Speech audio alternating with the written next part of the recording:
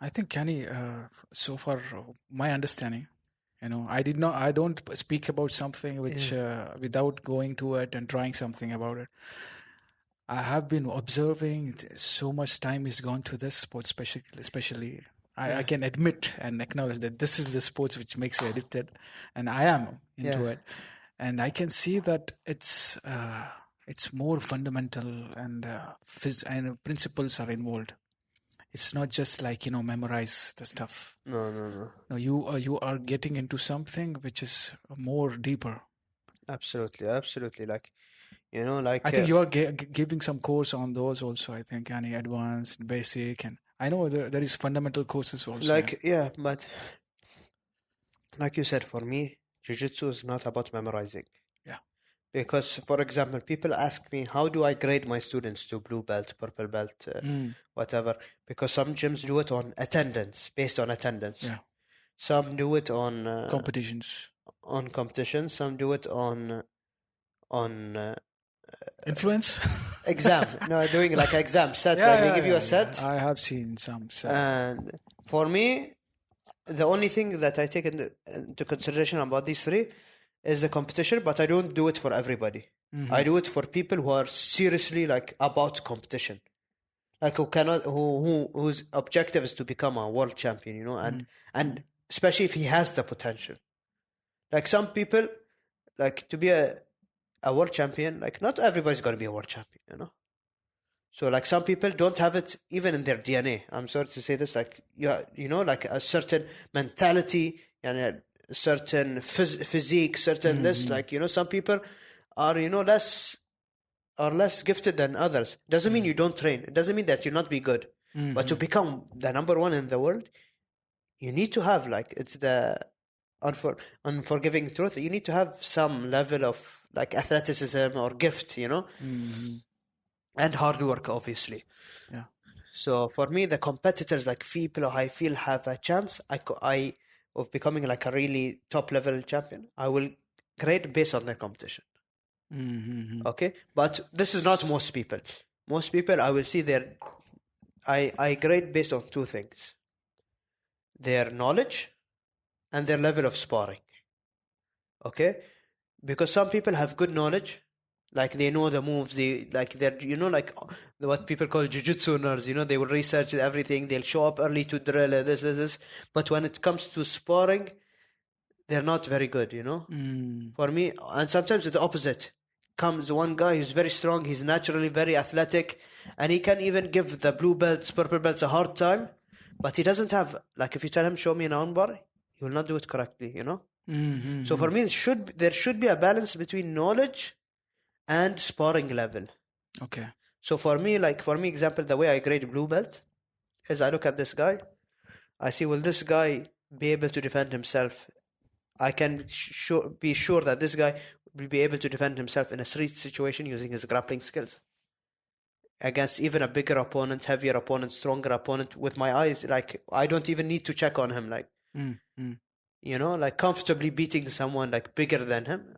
If that's the answer, I think he's a blue belt. That's how I grade a blue belt. Not Mm. someone who memorized a certain number of moves and cannot implement them in sparring. Like, because what happens with the examination, unfortunately, is like exams we had in school. You memorize the for the exam, Yeah. and then as soon as the exam is finished, even if you scored like a full You forget mark, it. you'll forget it in 1 or 2 days. Come 2 days post exam, you ask the guy questions on what he had in exam. Yeah, He yeah, yeah, doesn't yeah, understand yeah. it. I He understand now. memorized it. But things that you work with on daily basis now, cause like imagine, like I don't know what you're like the model of your job, but if something, the knowledge that you work with on daily basis, Yeah. you're implementing, is what sticks with you. This Yes. is my experience, whether it was in banking, or in grappling, or in whatever. Yani. Mm. Even subhanallah, let's go reciting in Quran. Okay. The surah that you memorize, if you Mm. just memorize it and and you don't revise it, or not reciting it in your prayers, Mm. you will forget it even if you memorize Slowly, yeah. it. Mm. Even if you memorize like 10 pages, like actually, like what like even Quran, even subhanallah, there are some concepts that like that are like for every how you say life aspect. Like too much memorizing too much can go against you. It's better to have a lesser and more quality, solid, more solid, like I can share a personal experience, like Surah Yusuf, when I was memorizing it, the last four pages, I just wanted to finish. I loved this surah, and I wanted to be someone. I wanted not to be someone, but I wanted to finish the surah. I had it in me. I loved, hearing it on the radio. I wanted to memorize it. So I memorized the last 4 pages on that same day. I remember same day. It was a bit familiar for me because I used to listen to it a lot. But subhanAllah, to this day, when I do like a revision of Surah Yusuf, these last 4 pages are almost like new hifz for me. Like new, because I've did it all on the same day, because that your brain has subhanAllah a capacity of learning. But the pages that I memorized one page per day stuck to me much, much better than the pages that I went on the same day, 4 pages on the same day. Same thing with Jiu-Jitsu. If I give you a certain amount, you have exam. Some people do this, like 1 or 2 days before, they will try to implement, learn, they watch YouTube, memorize, they get all videos, and then they go do it in the exam. Okay, maybe you do it for the exam, but after that, it's gone. Especially if you don't implement it in sparring. That's why my philosophy as a coach is always specific for sparring. So, example, we will work like that. We were working last 2 weeks on mount attacks. So we will do a lot of specific mount. Yeah. Specific sparring from mount every day for 2 weeks. Really, huh? Yeah, every day for 2. We'll do a full sparring at the end, but every day we will have like sparring from the mount. So, and every day we will have a revision of the day before, or every 2 days we will do a full revision. So it sticks to you, because if you do it once and then you leave it, you'll forget it. It's easy to forget it. But if you do it, like you keep going at it for 2 weeks at a just a certain aspect of Jiu-Jitsu, keep going at it for a few weeks. Yeah. Sometimes even 1 month in a position and doing specific sparring. By the end of that month, I guarantee that you will be comfortable at least in 1 or 2 attacks that will stay with you. Yeah.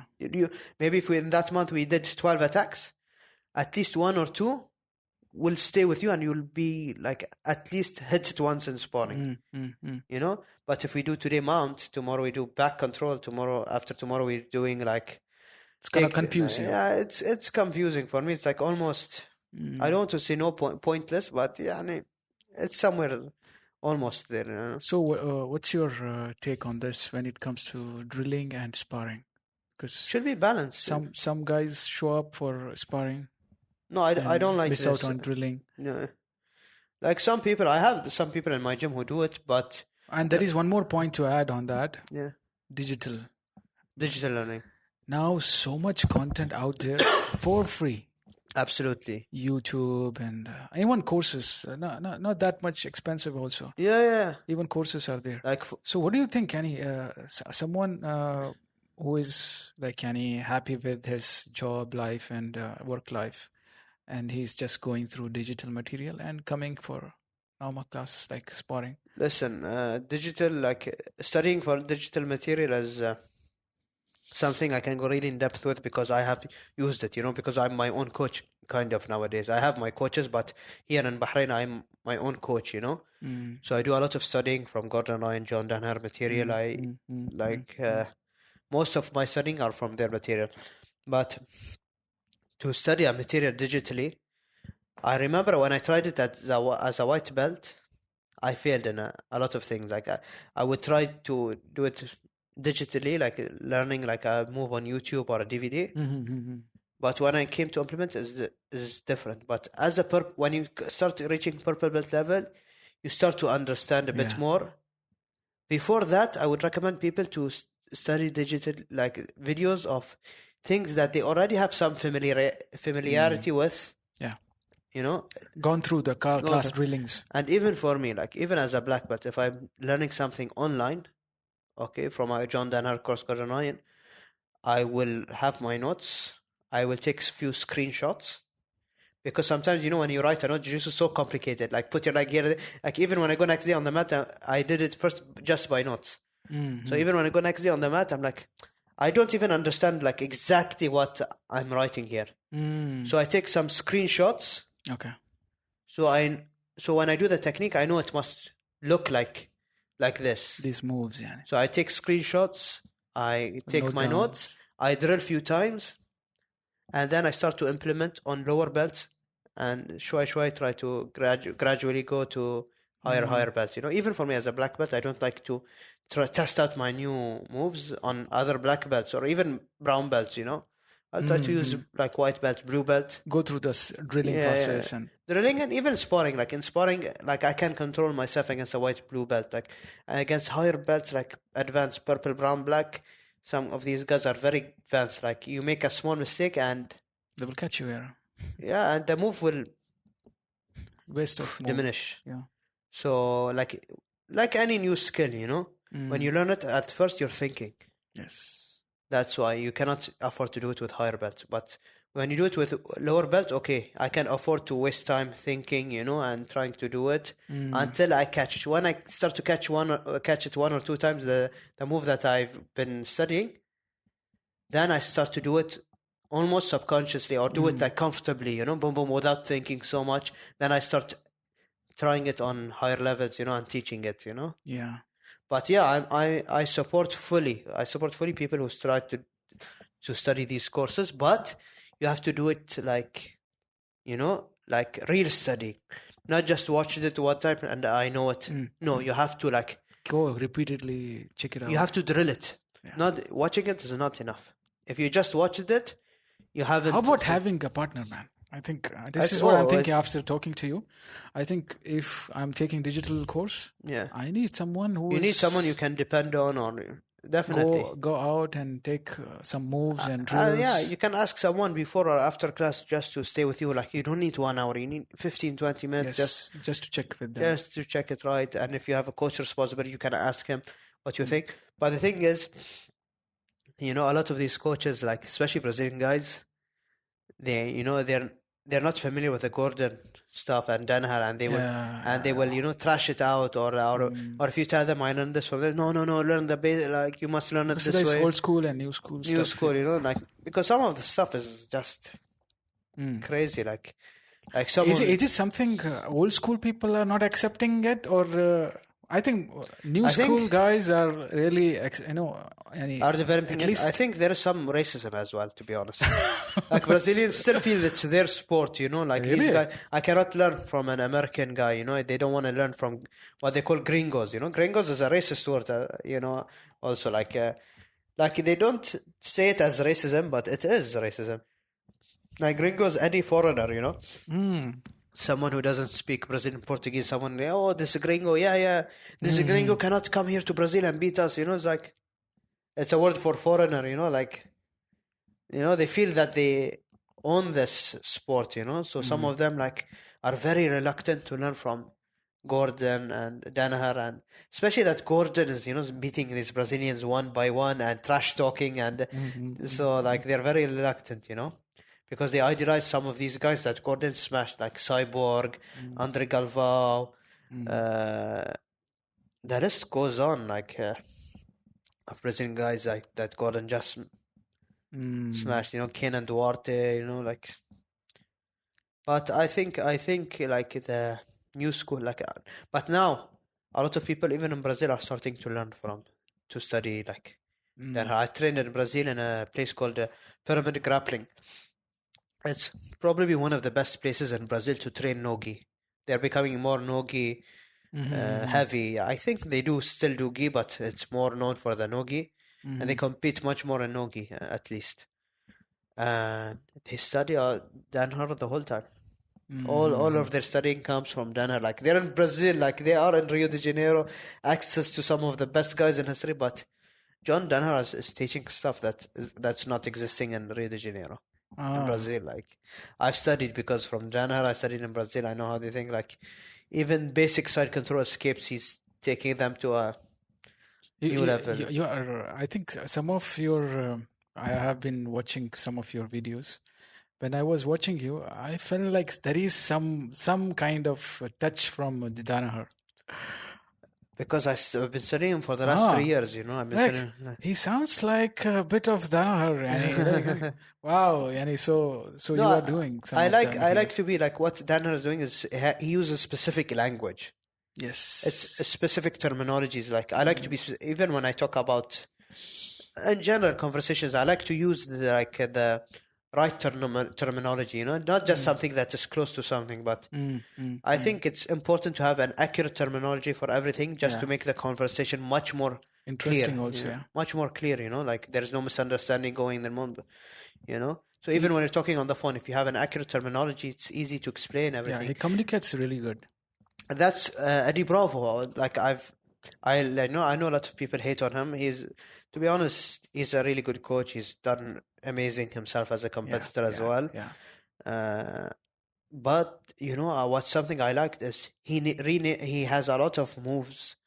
Sorry, not a lot of terminologies for like transitions in between moves, like not just the move itself. Yes. Like you hear, and he's giving him like these crazy, like like he has great catchphrases. Crazy, like he calls this crazy dog and New York and like dog fights. Dog fights is already like there. It's already like from wrestling, But no, but he's giving like zombie, like and some what like zombie and stuff. But he's like, I have like a terminology for zombie half guard. Huh? I'm not sure. So many crazy names, yeah. He has a lot of crazy names. But the thing is like the reason is when I'm on the telephone with my student, when we talk, it's like, oh, when you go for amplota, but then you push the face here and the leg, you put this can be, confusing. Can be confused, yes. But when you have a name for every transition, everything, so when you go to rubber guard, then you go to mission control, then you go I can get it. Even for cornering, yeah, it's really good. And the thing is, I also in the gym, I renamed some few moves just for competition purposes. So if I tell you, if you're fighting against one of my students and I tell him, okay, go for the armbar, you immediately I will get to know. He wants an armbar. Very hard for people to say Jiu-Jitsu or no, this is also but imagine if I call the armbar hot chocolate.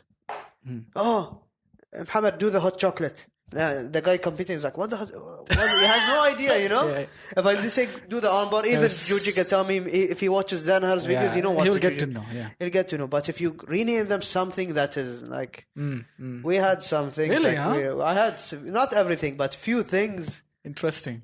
Few chokes that my guys were good at. My friends were like, they were using Indian language. Okay. Like, do this, do that in Indian language. Yeah. So the guy wasn't able to understand. So I was able to smash and get the arm and get it. To be honest, it's interesting, yeah.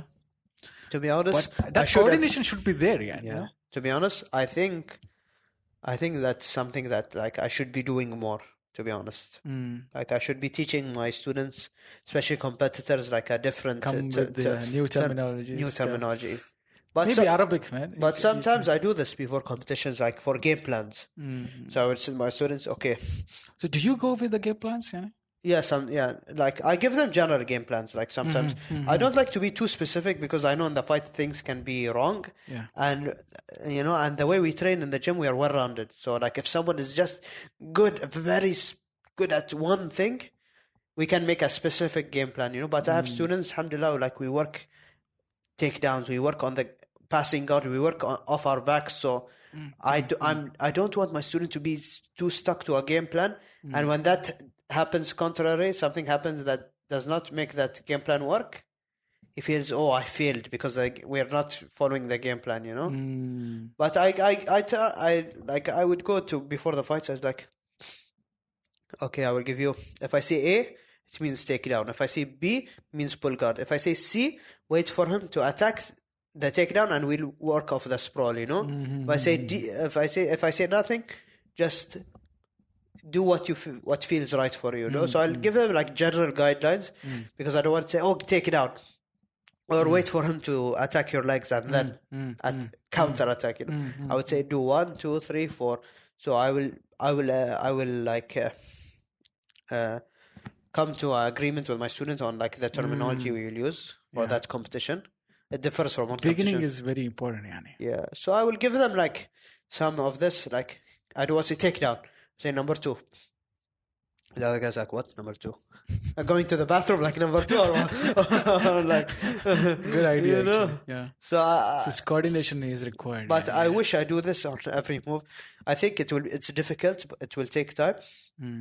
But I think something as a coach now thinking about it, I should try to invest more in teaching my students our own terminology so that other people